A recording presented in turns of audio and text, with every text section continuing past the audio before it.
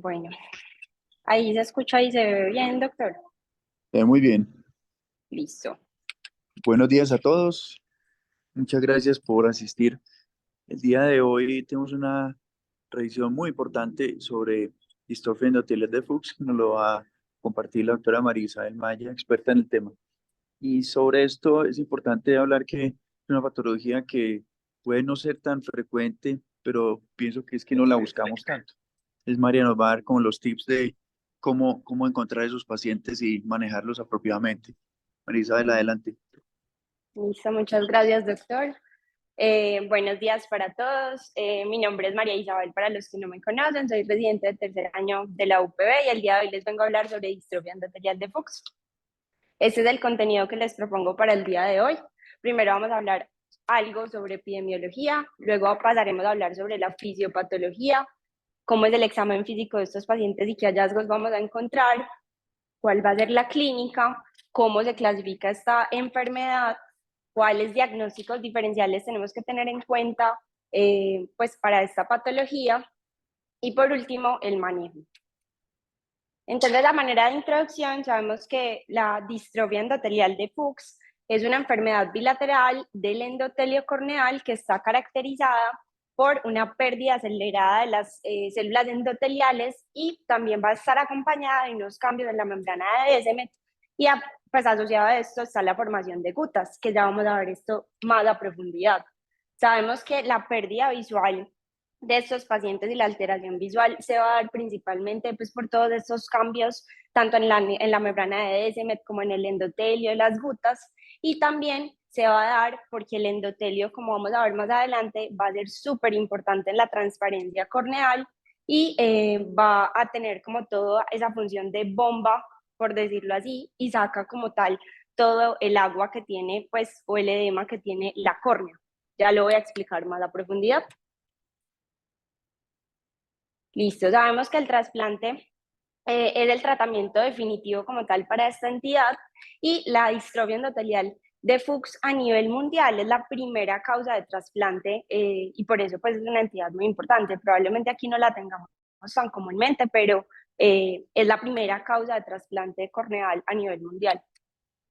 Y hablando un poco de historia, se sabe que en 1910 el doctor Fuchs describió los primeros 13 casos de distrofia endotelial de Fuchs, pero él no tenía todavía la herramienta de la lámpara de hendidura porque un año más tarde, en 1911, Goldstrand pues hizo pues o construyó como tal la lámpara de hendidura y posteriormente se dieron cuenta que al principio lo que pensaba el doctor Fuchs que era un compromiso epitelial, se dio cuenta con la lámpara de hendidura que en realidad el compromiso de estos pacientes era a nivel endotelial. Pasando a hablar algo de la epidemiología, a grandes rasgos, en esta patología tenemos dos cosas importantes. La mayoría van a ser de presentación tardía, pero también tenemos una presentación temprana de la enfermedad. Entonces, en la enfermedad tardía, pues ambas, tanto la temprana como la tardía van a ser de herencia autosómica dominante. La tardía pues va a ser de presentación en la cuarta, quinta década de la vida y en la temprana en la primera década de la vida. Lo normal es que se dé más en mujeres que en hombres, porque esta va a ser mucho más común, la tardía, con una proporción mujer-hombre de 3:1, mientras que cuando se presenta en personas de edad más temprana, la diferencia de géneros pues no es tan marcada. Se ha visto algunas asociaciones tanto sistémicas como oculares con esta entidad. Entonces, las sistémicas, o sea, la distrofia miotónica, la enfermedad cardiovascular, la pérdida de audición. Y en cuanto a las oculares, el queratocono, todas las alergias oculares y todo ese proceso de rascado también está asociado pues a la distrofia endotelial de Fuchs. También todos estos pacientes con glaucomas de ángulo estrecho, o sea, pacientes con hipermetropías axiales, con cámaras estrechas, con glaucoma y con hipertensión ocular, también se han asociado pues como tal a la distrofia endotelial de Fuchs. Y ya pues les quería contar pues como qué es lo que pasa en esta enfermedad. Para entender eso, primero vamos a mirar qué es lo normal y luego lo anormal, pues como para entender mejor qué es lo que sucede. Entonces, lo normal es que nosotros tengamos un endotelio que es este y una membrana de Descemet que van a ser estas dos capitas. Entonces, esta capa de células endoteliales es súper importante porque, como les mencionaba ahora, es el encargado como tal de mantener toda esta transparencia corneal, ¿cierto? Y va a tener un mecanismo de bomba que va a sacar como tal todo ese líquido que va a estar sobre todo en el estroma corneal. También va a haber mecanismos de transporte activo, va a tener unas bombas, como lo mencioné, que sacan el líquido, y también es importante porque forma una barrera parcial, pues como para proteger a la córnea y para evitar que entren y salgan sustancias. Se ha sabido y pues es muy conocido que según la edad que tengamos vamos a tener un recuento de células endoteliales. Entonces, realmente nosotros nacemos con aproximadamente 6.000 células endoteliales. Cuando estamos en la infancia vamos a tener aproximadamente 3.500 células endoteliales y cuando ya estamos en una edad más avanzada, 2.300 células endoteliales. Se sabe que se va a disminuir ese porcentaje de células endoteliales aproximadamente un 0.6% por año, y ahorita les voy a mostrar el estudio donde sale, pues y donde hablamos siempre que se disminuye un 0.6%. Aparte de la capa de células endoteliales, esta membrana de Descemet va a tener una capa posterior sin bandas, ¿cierto? Que son las que van a secretar como tal la matriz y esta se va a ir engrosando como vamos a ver ahorita en la distrofia endotelial de Fuchs. Y con esta capa posterior sin bandas va a tener una medida al nacer de 3 micras y cuando, como él va secretando matriz extracelular, se va engrosando y cuando pues ya tenemos una edad más avanzada, vamos a tener aproximadamente 10 micras de esta capa posterior sin bandas. Y también vamos a tener la capa anterior, que sí va a tener bandas de la membrana de Descemet, que normalmente esa mide 3 micras y se produce desde antes del nacimiento, pues y esa sí es constante, por decirlo así. Ese es el estudio, que fue un estudio que hicieron 10 años de seguimiento, donde vieron pues cómo era la pérdida de células endoteliales, y no solamente las células endoteliales, sino que miraron muchas otras pues características del endotelio y cómo cambiaban con el tiempo, y este es el estudio donde sacamos el 0.6% anual de pérdida de células endoteliales pues que tenemos nosotros. Se los quise traer porque pues fue un estudio muy importante. Y bueno, y esa es otra parte importante, y es cómo maneja la córnea toda la parte de, pues del edema, cómo se protege la córnea contra el edema. Entonces, vamos a tener varias cosas. Está tanto la barrera del epitelio como la barrera del endotelio.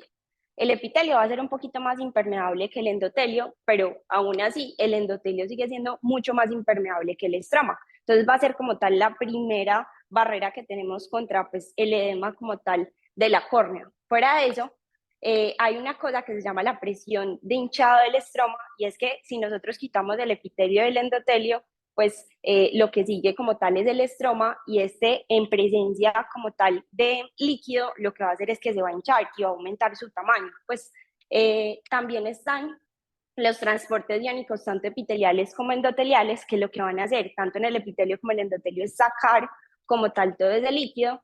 Y también está la presión intraocular, que tiene también que ver como con la parte de la regulación de el edema de la córnea, y cuando la presión intraocular está muy, muy alta, dicen que aproximadamente 50 milímetros de mercurio, ya la presión intraocular es tanta que no, la córnea no logra compensar y se empieza a ver como tal el edema epitelial, ¿cierto? Sin embargo, en córneas que son más enfermas, pues no alcanzan como a pues como a contrarrestar esa presión intraocular tan grande, y por eso se pueden empezar a ver edemas epiteliales incluso desde 30 milímetros de mercurio. Y otra de las cosas que tenemos es la evaporación de la película lagrimal. ¿Por qué? Porque cuando se empiezan a evaporar, pues como las lágrimas, va a quedar como un ambiente más hipertónico, y eso lo que hace es que empieza a deshidratar como tal la córnea. Entonces ya sabemos como lo que es normal y cómo la córnea pues empieza a tener como sus mecanismos de compensación con el edema. Ahora, ¿qué pasa en la distrofia endotelial de Fuchs?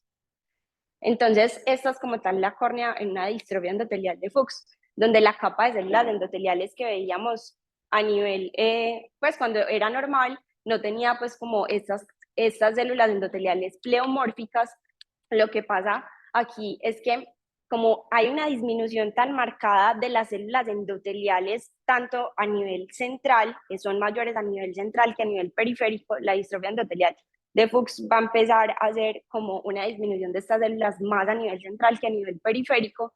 Entonces, ¿qué pasa? El endotelio empieza como a compensar y por eso las células endoteliales van a cambiar tanto en su forma como su tamaño. Entonces, por eso hay polimorfismo y polimegatismo, ¿cierto? Fuera de eso, a nivel estructural, las células endoteliales van a tener citoplasmas alterados, los núcleos van a ser raros, van a tener unas rosetas y por eso pues se dan pues todos estos cambios. La capa anterior con bandas de la membrana de Descemet permanece intacta en la distrofia de Fuchs, pero la capa posterior sin bandas va a estar muy adelgazada o incluso va a estar ausente. Y va a crearse una nueva capa, que es la capa posterior con bandas, ¿cierto? Que como les dije, esta capa posterior en su función normal es secretar matriz extracelular, pues en la distrofia endotelial de Fuchs va a haber un aumento demasiado marcado y va a haber un depósito subendotelial de toda la matriz extracelular y se va a engrosar como tal. Fuera de eso, vamos a ver que se van a empezar a presentar las gutas. ¿Qué son las gutas? Esta membrana de Descemet, que es todo esto, se va a empezar a meter al endotelio, como vemos acá. Se llaman, pues son como unas excrescencias o se van a ir metiendo pues al endotelio. Estas son como las gutas y eso lo vamos a ver al examen físico más adelante. Fuera de eso, ya, se van a formar pues como todas estas capas que no existían. Entonces va a haber una capa borde que tiene como todas estas fibrillas delgadas, va a haber esta capa fibrilar que también va a tener otro tipo de fibrillas de colágeno, ¿cierto? Y todo esto, ay, eso no está funcionando. Y todo esto hace pues que tengamos como tal un endotelio que está pues como tal dañado y todo esto es lo que explica la fisiopatología de la distrofia endotelial de Fuchs. No solo a nivel endotelial y en la membrana de Descemet va a haber como alteraciones, o sea, también esta enfermedad logra hacer cambios a nivel estromal porque va a haber alteración a nivel del estroma en la matriz extracelular y en el epitelio pues va a haber edema, va a haber bulas y en los nervios también va a haber tanto disminución del tamaño como en número. Entonces estos pacientes también pueden presentar sensibilidad corneal disminuida.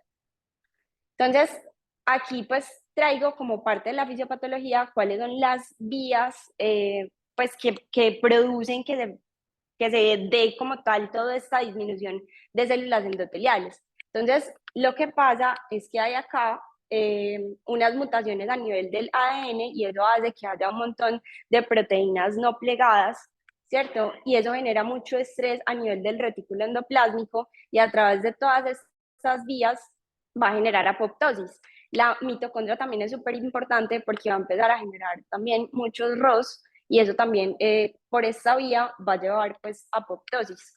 Otra de las cosas importantes es como les mencioné que el endotelio tiene bombas y tiene canales iónicos y demás. Se ha visto que la mutación de esta bomba, que es esta, va a causar pues que como no está funcionando, pues se hematice mucho más rápido y pues literalmente dañe las células endoteliales porque hay tanto edema que pues se daña.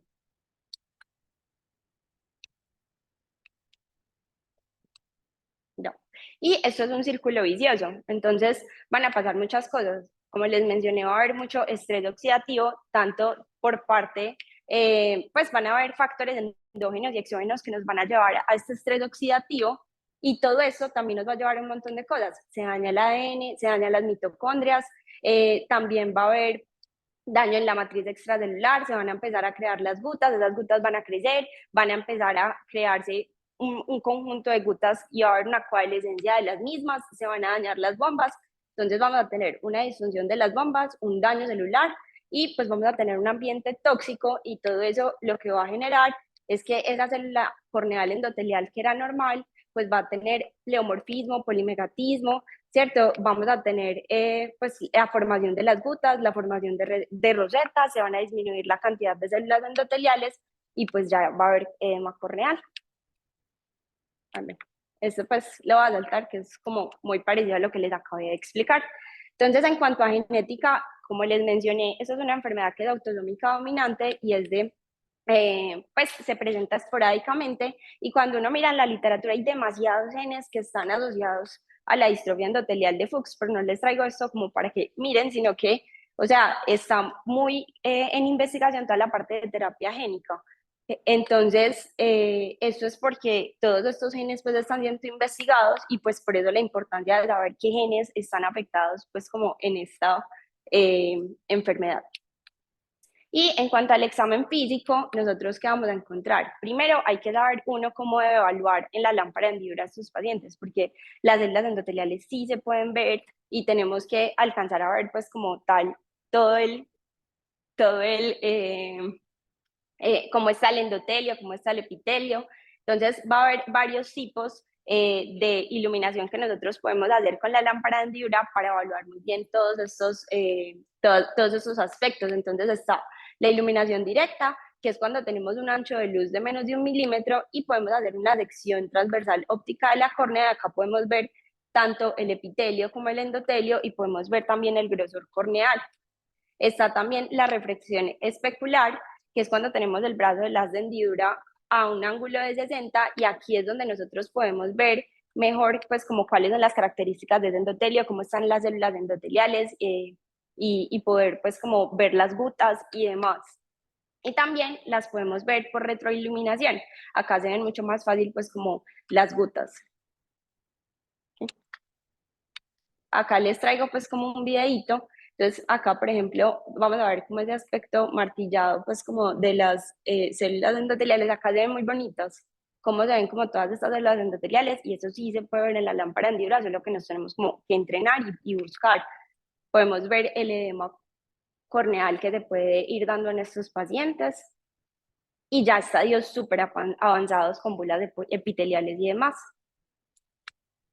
Y ya pues en cuanto a la clínica y la correlación que nosotros vamos a tener con lo que vemos en la lámpara de hendidura y que van a sentir los pacientes, entonces ellos al principio, cuando es una etapa temprana como tal, vamos a empezar a ver gutas, pero son gutas que son pequeñas, que son centrales, ¿cierto? Y el estroma, cuando hacemos pues esta iluminación, vamos a ver que va a ser claro y compacto con respecto a los estadios un poco más tardíos de la enfermedad. En realidad, los pacientes en esta etapa pueden tener alteraciones visuales, pero pues ellos no sienten como tanta molestia, pueden tener como disminución de la visión y disminución de la sensibilidad al contraste, pero no es algo demasiado marcado con respecto a las otras etapas de la enfermedad. Ya cuando va progresando la enfermedad, pues podemos ver gutas más en la periferia, y el edema estromal va a ser un poco más marcado que en la etapa anterior. Y ya los pacientes se nos van a empezar a quejar pues de la visión borrosa que venían, pero esa visión borrosa va a ser más disminuida y más marcada en la mañana, ¿cierto? Y eso se da porque en la mañana pues van a tener como disminución de la evaporación y aumento del edema, y vamos a ver que se han descrito algunas medidas como para disminuir ese edema que hay a nivel matutino, pues más en la mañana.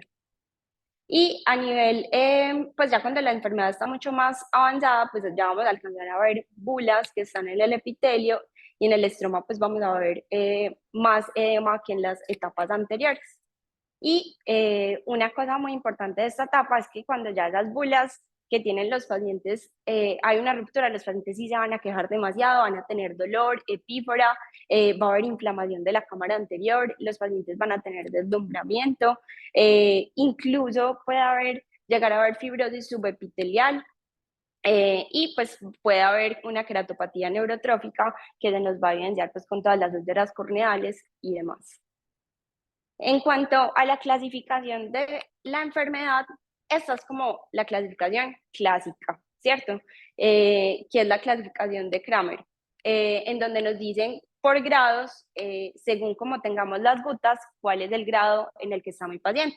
Entonces, el grado 0 es cuando tengo menos de 12 gutas a nivel central, el grado 1 más de 12, el grado 2 1 a 2 milímetros centrales de la córnea con gutas que están confluentes. En el grado 3 ya es de 2 a 5 milímetros centrales con gutas confluentes. En el grado 4 más de 5 milímetros centrales de gutas confluentes. Y en el grado 4 puede ser con y sin edema, y pues con el edema son más de 5 milímetros centrales, pero que tengan tanto edema estromal como epitelial.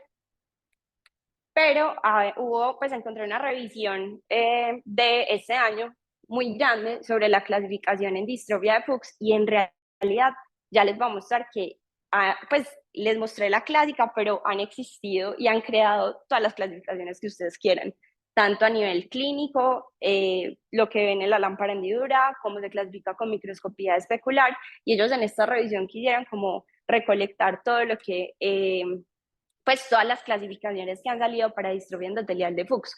Como vemos acá, pues acá la original va a ser la de Kramer, y en realidad todas estas clasificaciones salen de esta original de Kramer, que fue la que les mostré. No me voy a detener en cada una de estas clasificaciones. Esta también, pues, igualito salieron de la de Kramer. También hay una clasificación, pues, por lámpara de hendidura, ¿cierto? Y también hay otra clasificación por microscopía especular, y acá les quería, en esta ahorita vamos a profundizar un poquito más cuando veamos las ayudas diagnósticas.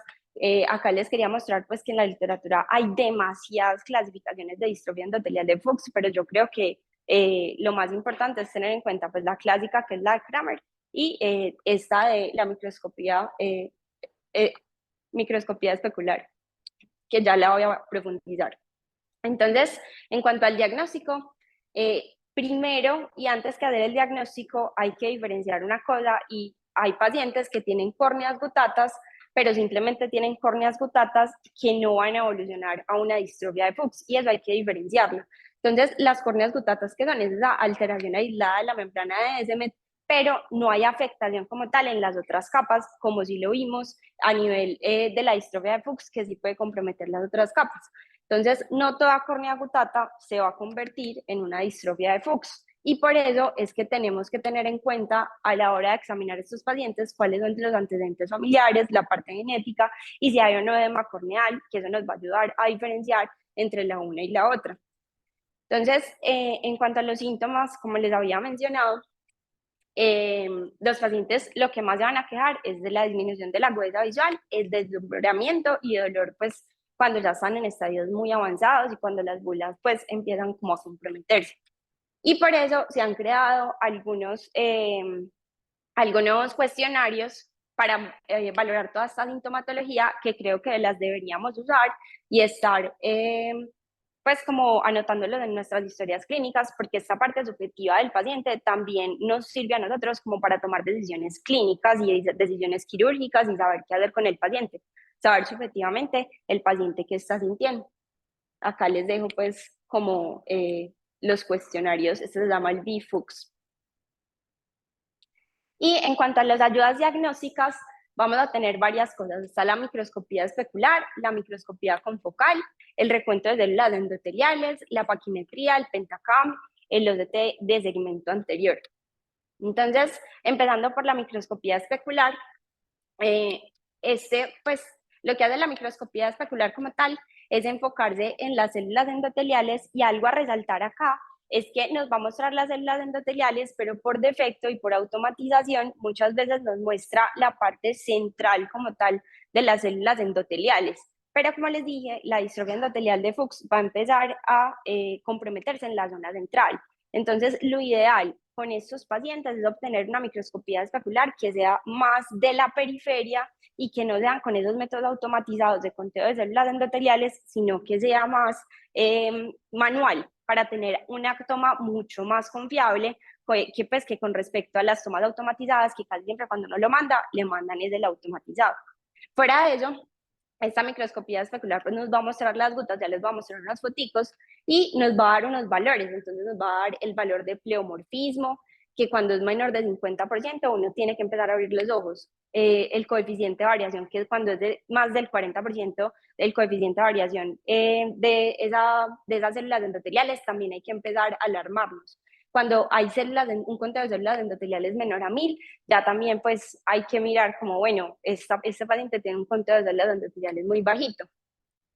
Y esta es la clasificación que les estaba comentando por microscopía especular que tiene pues esta enfermedad. Entonces, el estadio 1 es con respecto a las gutas, ¿cierto? Entonces, es cuando vemos esas estructuras oscuras que son las gutas, ya les voy a mostrar fotos, que tienen pues un solo punto brillante claramente definido en su centro, que es más pequeño que el tamaño de una célula individual. Esto lo que va a hacer es clasificar las gotas comparándolas con el tamaño de las células endoteliales. Entonces, el estadio 1 es cuando está más pequeño la gota que la célula endotelial, el estadio 2 es cuando parece del tamaño de una célula endotelial y el estadio 3 es cuando esa gota va a ser más grande que el tamaño de una célula endotelial. El 4 es cuando ya esas gotas van a empezar a coalescer y el 5 es cuando ya está tan distorsionada la anatomía de las células endoteliales que uno no alcanza como a tener límites claros. Entonces, allí se ve una microscopía especular y acá vemos unas células endoteliales que están perfectas, que son hexagonales, que están bien distribuidas, ¿cierto? Mientras que, por ejemplo, acá tenemos un paciente donde ya tenemos pues una gota y como vemos pues está más grande que el tamaño de una célula endotelial, entonces ¿qué le pondrían? Un estadio 3.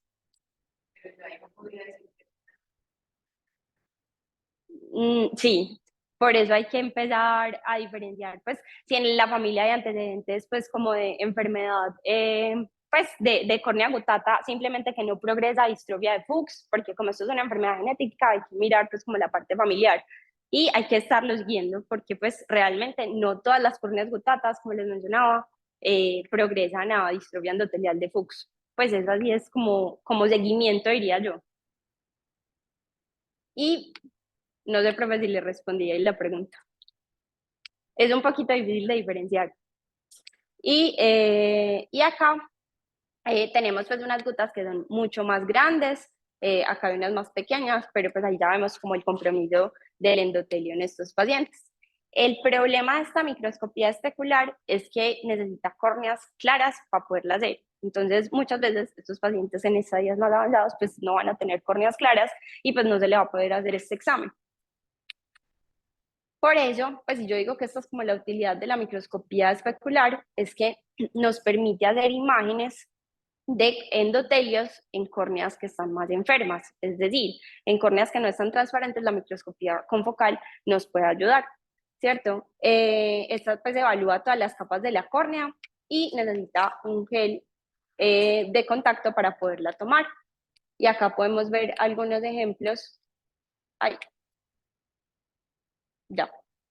Que es, acá pues tenemos una córnea que es más sana, acá tenemos pues algunas gutas que se están presentando acá y acá vemos un endotelio mucho más enfermo, con mucho más compromiso pues eh, por esta microscopía confocal.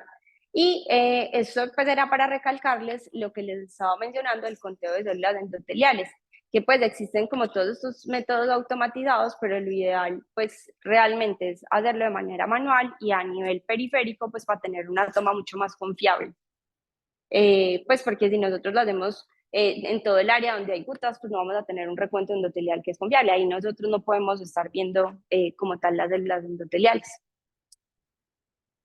Incluso, yo realmente no sé si acá en Medellín hay microscopía confocal, los profes me dirán, pero se han empezado a crear con tomas de los celulares en las lámparas de hendidura, pues para sacar microscopías especulares como tal. Acá podemos ver cómo lo hacen y podemos ver acá pues cómo está una toma que está por el celular y una toma de una microscopía especular. Y pues podemos ver que cuando se les hace el análisis, esta es pues como la toma en la lámpara de hendidura y ya pues como pues son apps, como las aplicaciones empiezan como a hacer todo el conteo y en realidad pues a mí me parece, si no tenemos microscopía confocal, pues algo como muy interesante y que podríamos empezar a practicar y nos cuenta pues nos muestra como todo el proceso y al final nos da pues como todo el conteo de células endoteliales, cuál es la hexagonalidad, cuál es el coeficiente de variación y demás,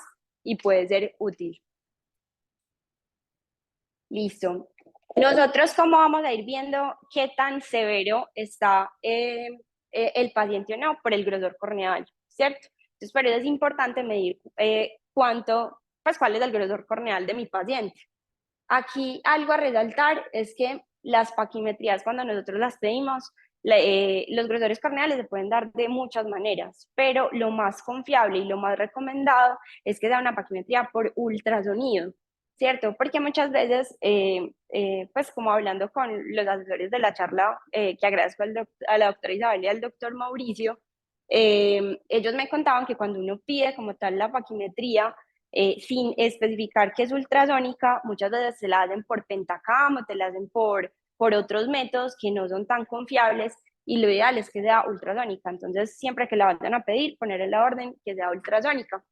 Esta paquimetría, pues, las ventajas es que es rápida, que es confiable, que es reproducible y es el gol estándar como tal, por eso es que debemos pedir esta, que es ultrasónica para medir el grosor corneal. El único inconveniente es que como hay que medir repetidamente por lo menos 3 tomas para saber cuánto es el grosor corneal de mi paciente, pues a veces es muy difícil poner en el mismo punto la sonda para que me mida la paquimetría. A partir de 640, y este número va a ser muy importante, ya van a ver después, decimos que hay un edema muy significativo y a partir de este vamos a tomar decisiones clínicas, decisiones de tratamiento, perdón. Y en córneas muy delgadas, incluso se habla por encima de 600, que vamos a hablar de un edema pues importante. El Pentacam es otra de las herramientas que tenemos para evaluar estos pacientes, que pues aparte de eso también nos da muchos valores, pero también nos da la paquimetría, tiene mucha repetibilidad y reproducibilidad. Y lo que les quería mostrar con respecto al Pentacam, no, es central. El de 640, hasta donde el doctor es central.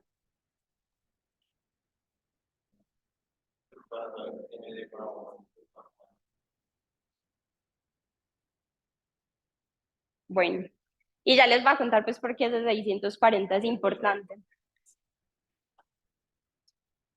No, 640 es el punto de corte. Si tú tienes córneas por encima de 640, como vamos a ver ahorita, pues vamos a tomar decisiones quirúrgicas. Es como, tengo que darle un trasplante a este paciente, no, si lo va a hacer una faco, ¿cómo voy a hacer? Que ya les voy a explicar cómo tal esa parte. Si tengo córneas por debajo de 640, se ha demostrado que, pues, que todavía los endotelios, por decirlo así, aguantan, ¿cierto? Y por eso es que les decía que se grabaran ese número, porque ese número va a ser importante para la toma de decisiones de tratamiento.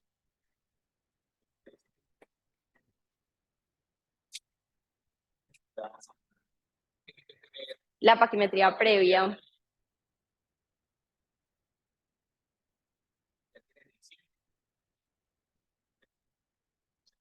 Es muy difícil, la verdad, tener ese antecedente, pues como, sí, es verdad.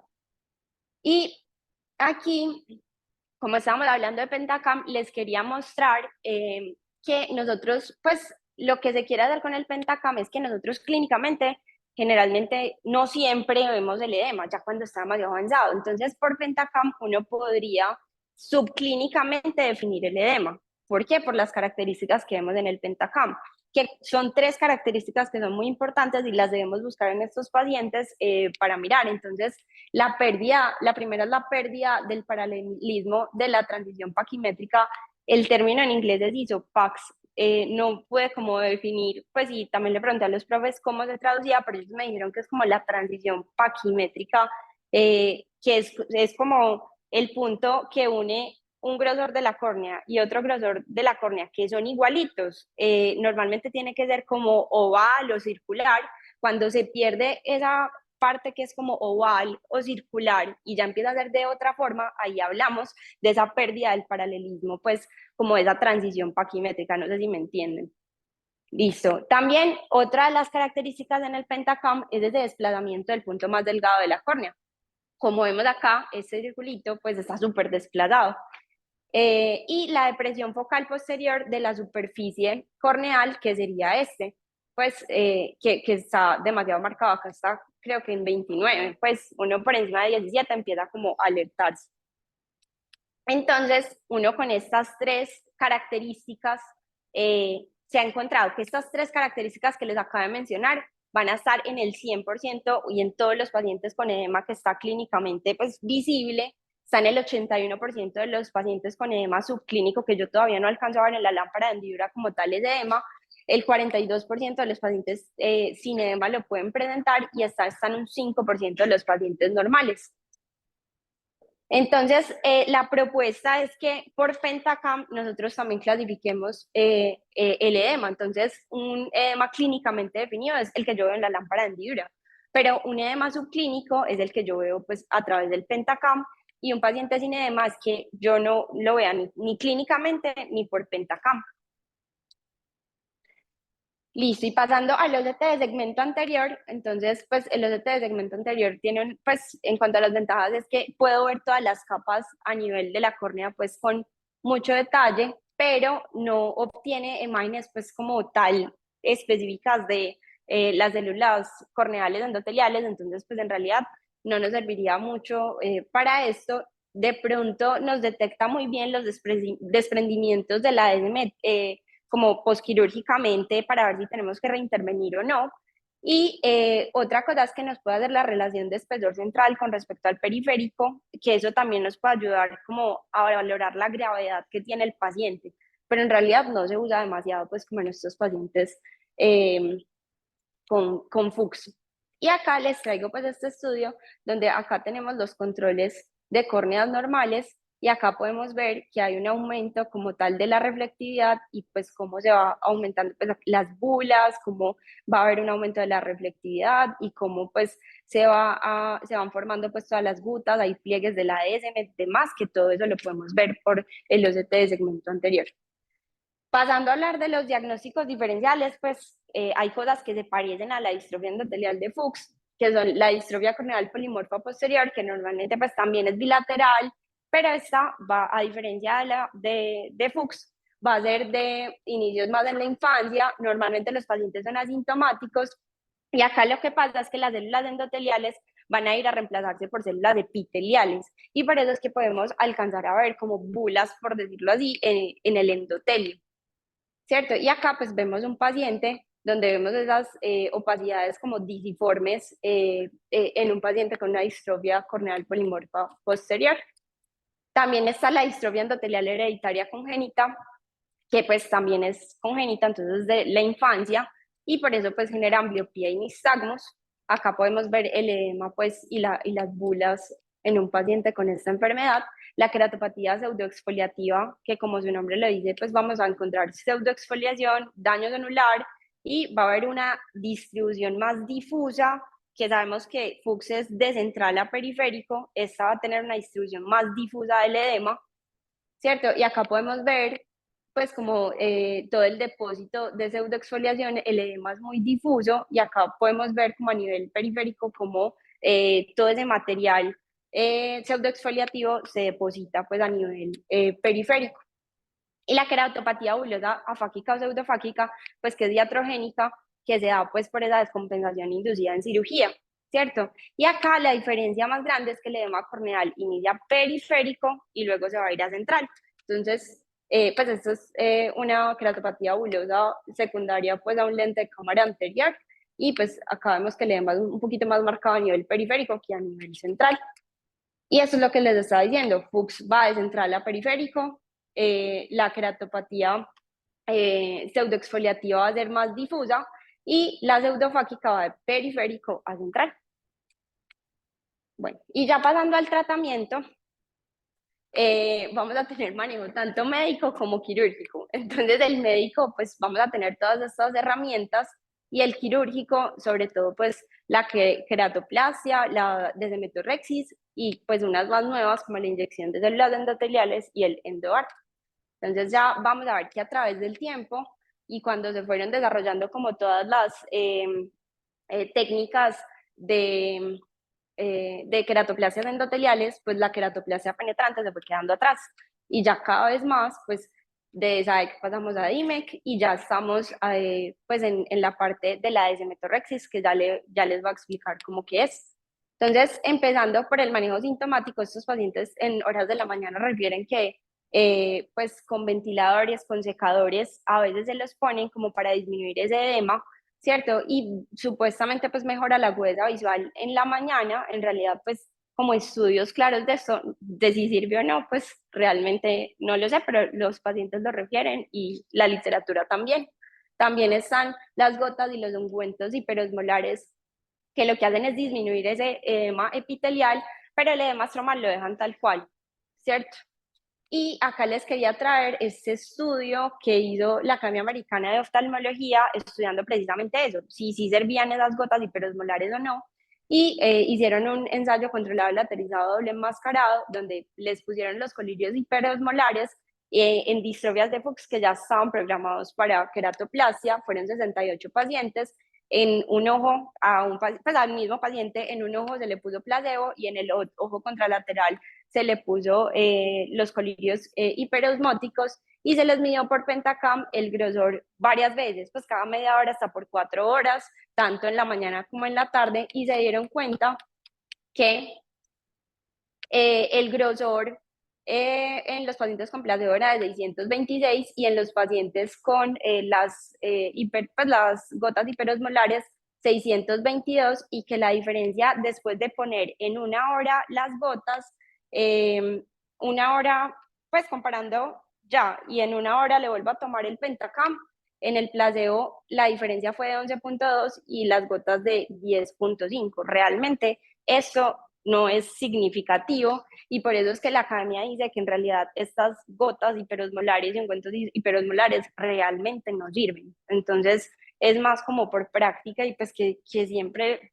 pues lo han descrito, pero pues les traigo como este estudio pues como para que analicemos si seguir o no pues como con estas prácticas. Hay unos más nuevos como los inhibidores ROC, que lo que hacen es pues que son el ripazudil y el netazurdil, que lo que pasa, ¿por qué funcionan? Porque las células endoteliales realmente se detienen en G1.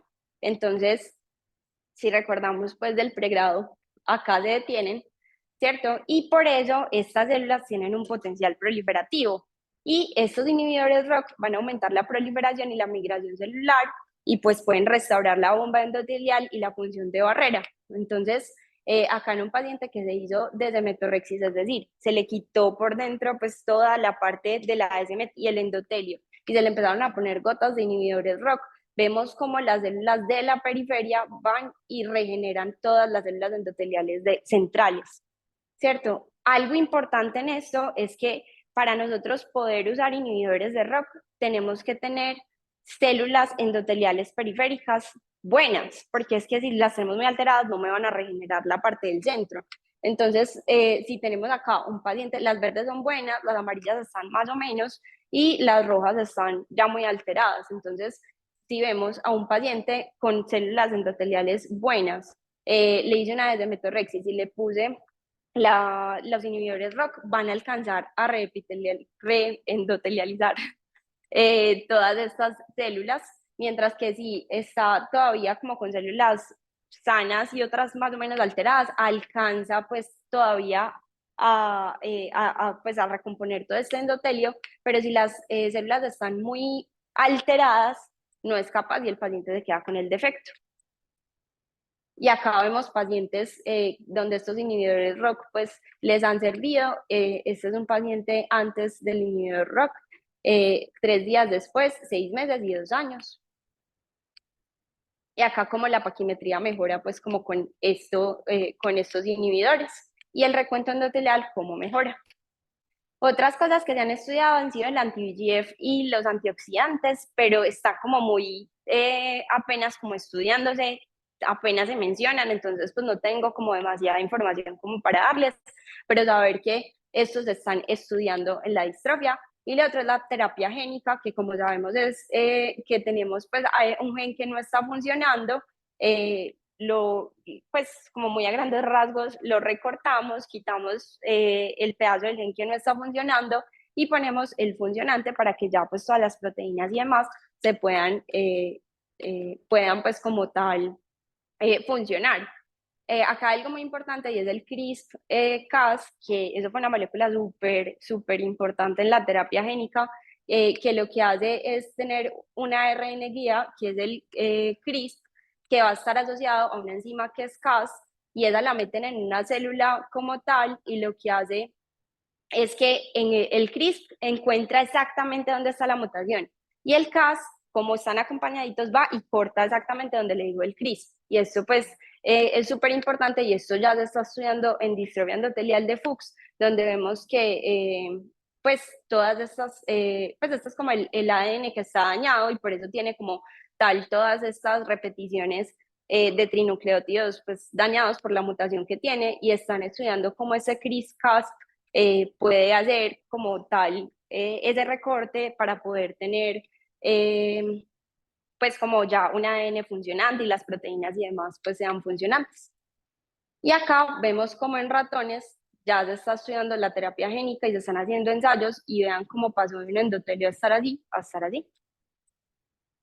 Y en cuanto a la cirugía, tenemos que están las queratoplastias, la desmetorrexis y la inyección de células endoteliales. Entonces, en realidad, pues, el DESAEC, pues para los que no saben, pues hay muchas técnicas de trasplante endotelial, y eso va a depender como de las capas que uno coja pues como de la córnea.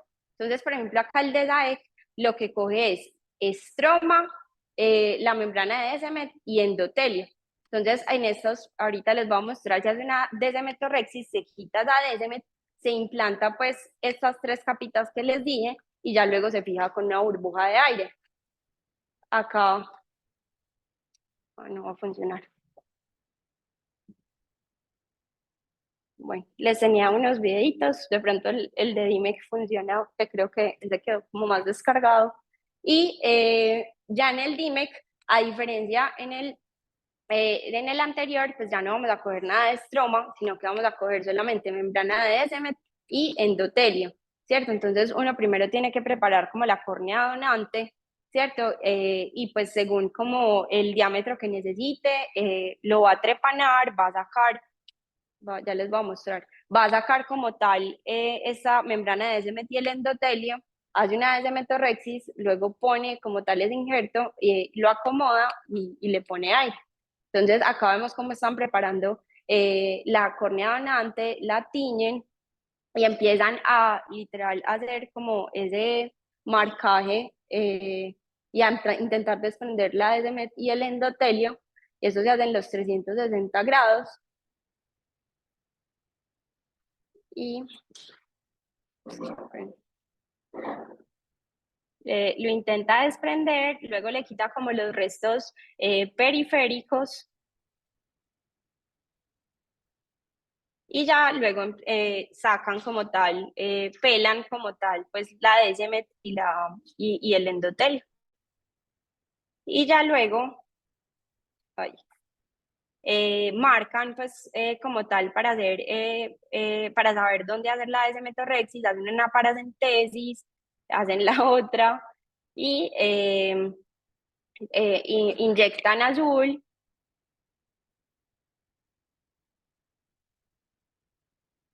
Hacen la descemetorrexis, espérate, ¿dónde está? Ay, no sé dónde está, bueno, hacen la descemetorrexis,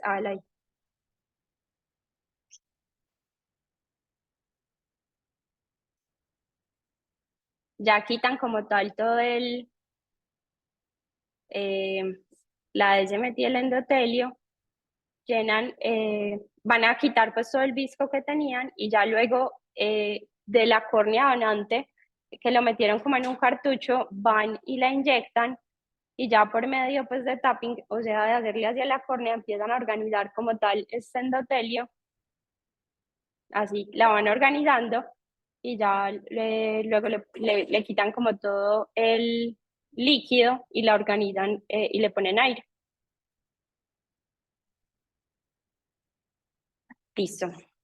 Entonces, realmente las diferencias, el de DAEC, pues vamos a coger endotelio, membrana de Descemet y estroma, a diferencia del DIMEC, que solamente coge endotelio y membrana de Descemet. Son más gruesos los de DAEC, de 50 a 150 micras, los de Dimex son 15, estos son más rígidos, estos es más delgado, la recuperación acá es más lenta, acá es más rápida, este tiene un riesgo de rechazo mayor, acá es menor, esta es más costosa, esta es más económica, y esta se puede usar para dos trasplantes a la vez.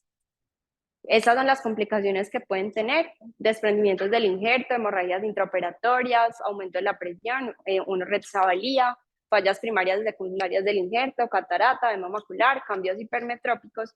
Esta tiene más riesgo de desprendimiento del injerto porque es más delgadito, y esta tiene más riesgo de rechazo y un cambio hipermetrópico mayor.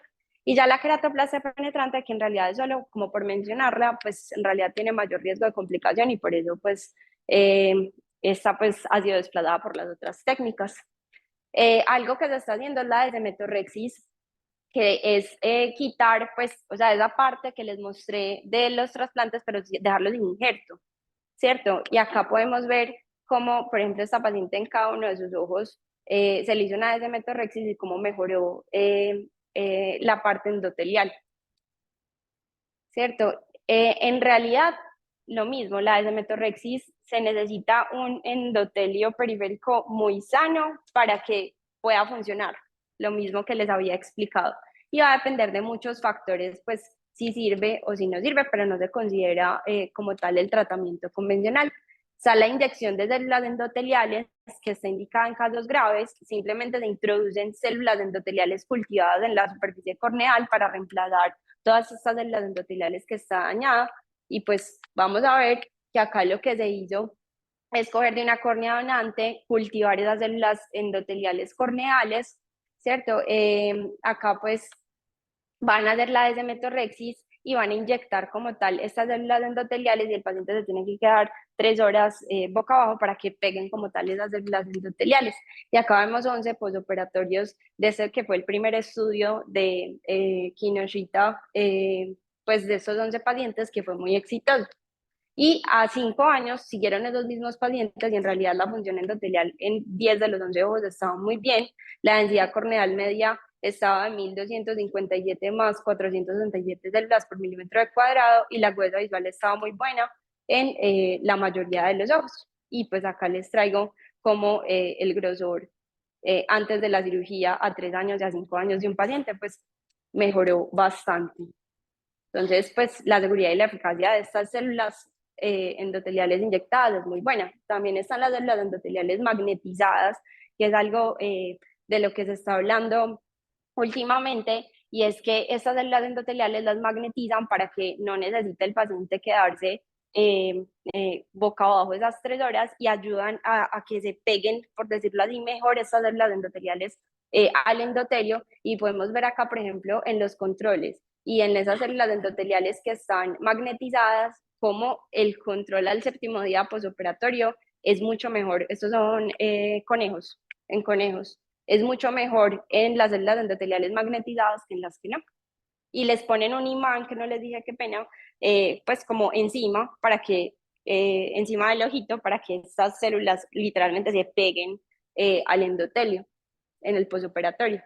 Otra de las cosas nuevas es el EndoArt, ¿cierto? Que es una alternativa para el DIMEC y disminuye esa necesidad de estar necesitando como esas córneas donantes. Esto es de acrílico hidrofílico, 6 milímetros de diámetro, un grosor de 50 micras, y es para edemas corneales crónicos donde los injertos corneales ya han fallado, ¿cierto? Y son pues como prótesis que ya se están creando y se están empezando a utilizar.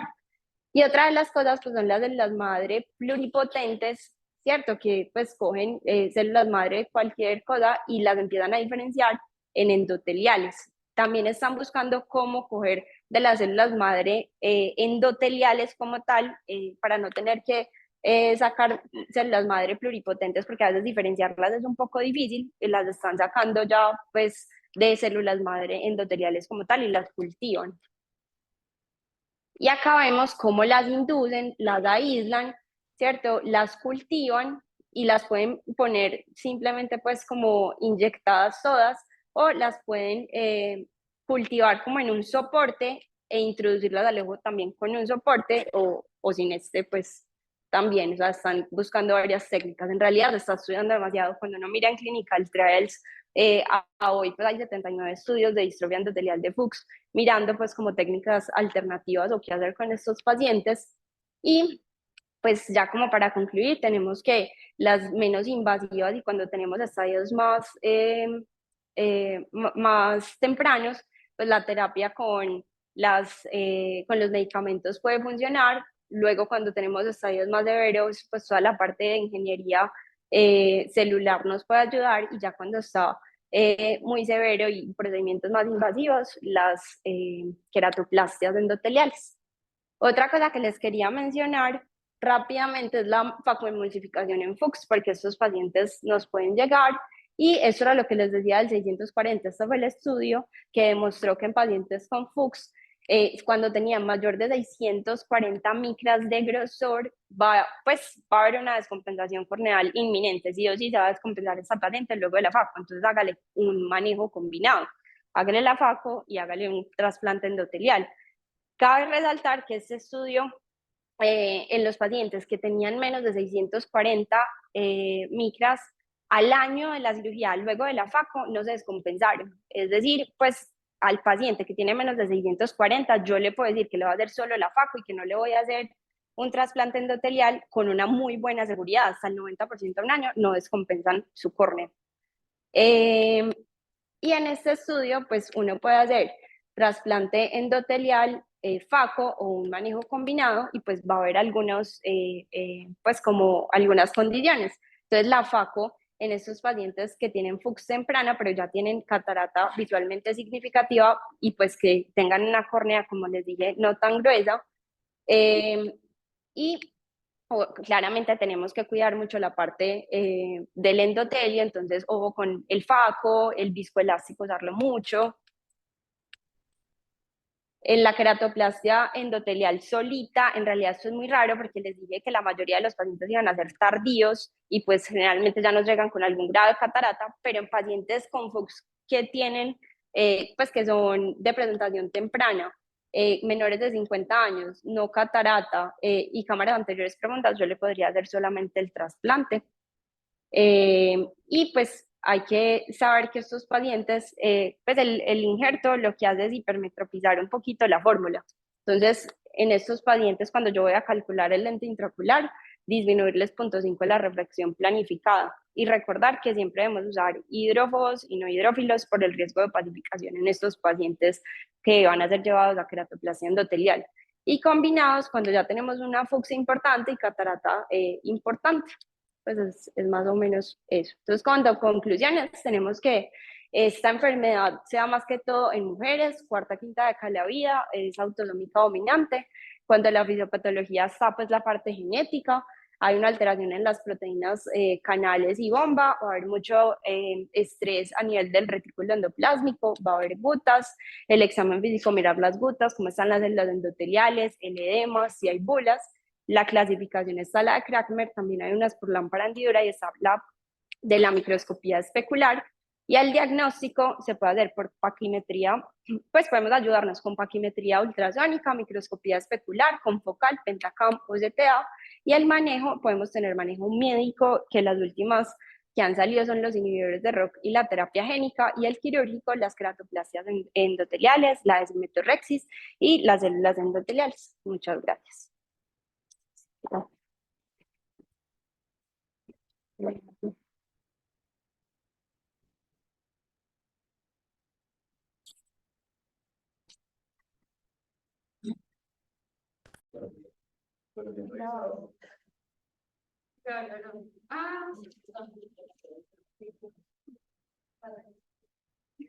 Súper bien organizado el tema, todos como que entonces, discúlpame, Juanca, medicamentos no hay, de terapia médica no hay, y de microdúctidos no hay.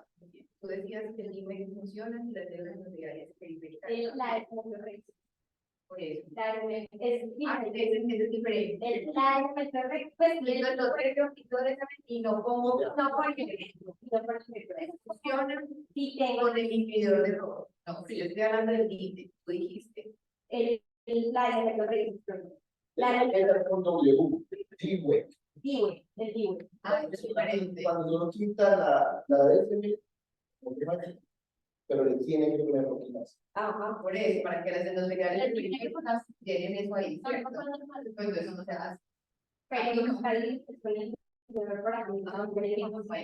Y si tú sabes que un paciente va a terminar mal, porque todos terminan mal. Pero no puedes mandar a él. ¿Cuánto vale? Para subir, que vale como 170.000. Lo pueden mandar a él.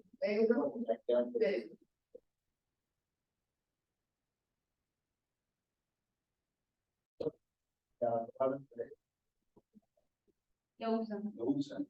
Ah, ok, ¿por cuánto tiempo se lo van a intentar? Esos pacientes inclusive se dejan prolongados, como digamos que la forma se mantiene, pero la condición que tienen que tener sí o sí como algo mágico es que tienen que tener la flexibilidad, ¿saben? Por eso, o sea, que superan en estadios tempranos. Sí. O sea, si tú sabes que un paciente va a terminar muy mal, y uno no termina muy mal, porque no hace un tratamiento total, porque esperar a que tengan el edema, que me faltan micas, porque y entonces en conclusión, el inhibidor del PROM tiene que ser toda la vida. Pues toda la vida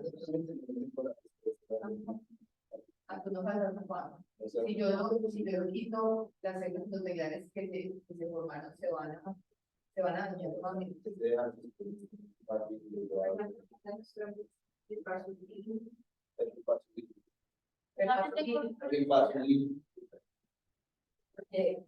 Uno puede pensar que el cerebro siempre está madurado a la intervención. Eso tiene que entrar en los ojos. Bueno, en las ventas y las entradas también está.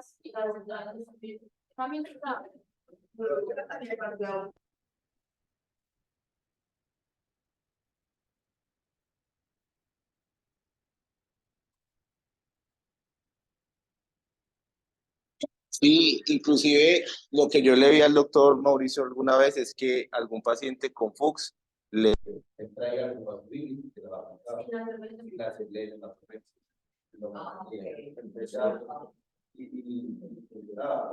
Se llama la informia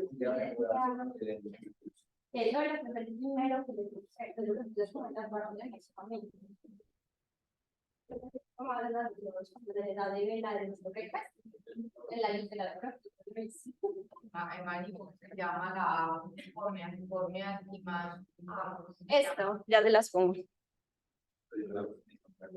que no aparece.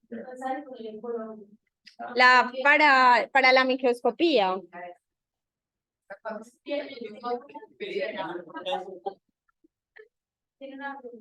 Y lo otro es que, por ejemplo, de los test de química anterior, tienen que tener como una utilidad que sabe que tanta tiene ese paciente.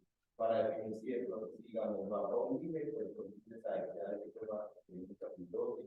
Eso pues por clínica también se logra, pero no sabe tanta tiene, pero como ya va a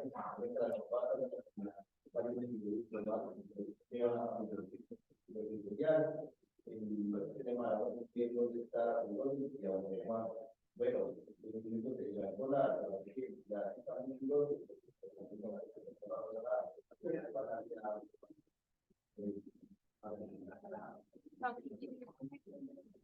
pues uno juega previa de seguimiento de imagen.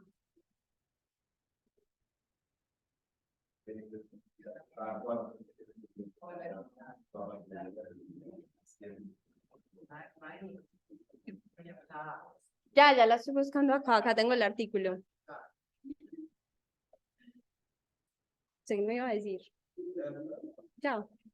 Ah, bueno. Todo.